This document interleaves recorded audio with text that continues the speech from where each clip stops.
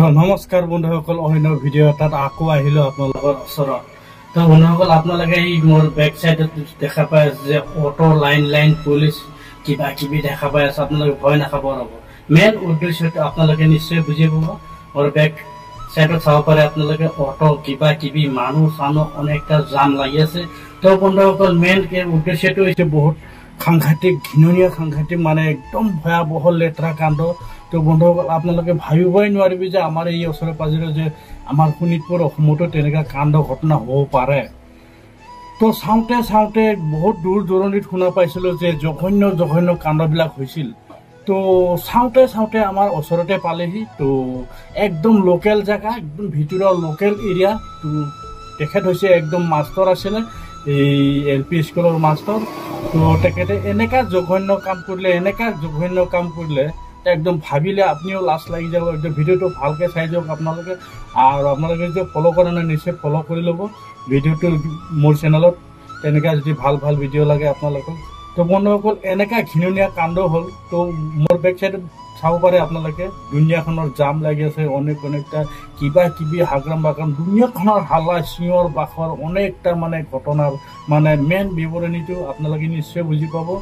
তো মেইন উদ্দেশ্যটো হৈছে সৰু ছোৱালী এটা আৰু স্কুলৰ শিক্ষক এটা ছোৱালীটোক মানে বেয়া কাম কৰি পেলালে। একদম অপৰাধ, ঘৃণনীয় অপৰাধ। তাৰমানে তাকে আমাৰ এই এলেকাৰ চব জাতিয়ে মিলি পেলাই মিয়া বাঙালী বড়ো অসমীয়া নেপালী সকলো মিলি জুলি প্ৰচেছন কৰিছে যে দোষীটোক মানে গভীৰ মানে শাস্তি দিয়ে, একদম ভাল শাস্তি দিয়া যায়, ফাঁচি দিয়া যায়, তাৰে দাবী জনাই আছে ৰাইজে। তো দোষীটোক পুৰা সোনকালে ধৰিব লাগে আৰু কৰায়ত্ব কৰি পেলাই মানে তেখেতক জীয়াই ৰাখিব নালাগে, তেনেকৈ দাবী কৰি আছে ৰাইজসকলে। আপোনালোকে শুনক আৰু চাওকচোন কি কাণ্ড লীলাডাল হৈ আছে আমাৰ এই শোণিতপুৰত। ৰৌমাৰী বুলি কোৱা জেগা এখন গাঁও আছে, তাতে এইটো ঘটনা। তো বন্ধুসকল, একদম মানে ভাবি ঘৃণনীয়া, মানে বেয়া লাগি যায় এইটো মানে কেছটো। একদম মাষ্টৰ এটা আৰু ছাত্ৰ। তো আপোনালোকে চাই থাকক।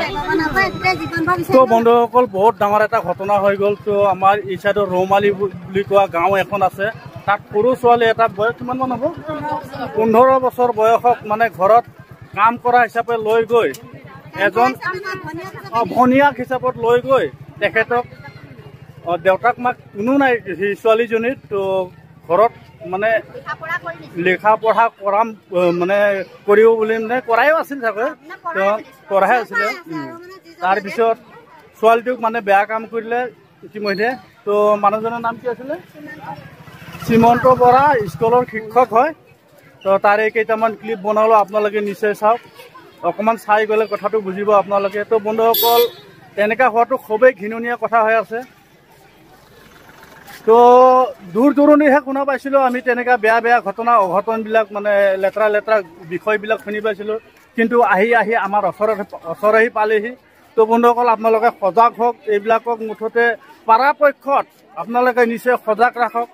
তো তেনেকৈ চাকৰ বাকৰ নথব আৰু তেনেকুৱা বেলেগক কেতিয়াও ভৰসা নকৰিব। সৰু ছোৱালীবিলাকক বিশেষকৈ টাৰ্গেট আছে, যিকোনো মানুহ হওক। এনে আপুনি আগতে মানে বিভিন্ন ধৰণৰ হাল্লা হৈছিলে যে মুছলিম ল'ৰাবিলাক এনেকুৱা কৈছে, তেনেকুৱা এতিয়া মানে ডাঙৰ শিক্ষক অসমীয়া মানুহজন শ্ৰীমন্ত বৰা নে কি, তেখেতে মানে নিৰ্লজ্জ কাম কৰিছে। তো তেখেতক মানে কঠোৰ শাস্তি দিব লাগে, তাৰে অনুৰোধ জনাইছে ৰাইজবিলাকে।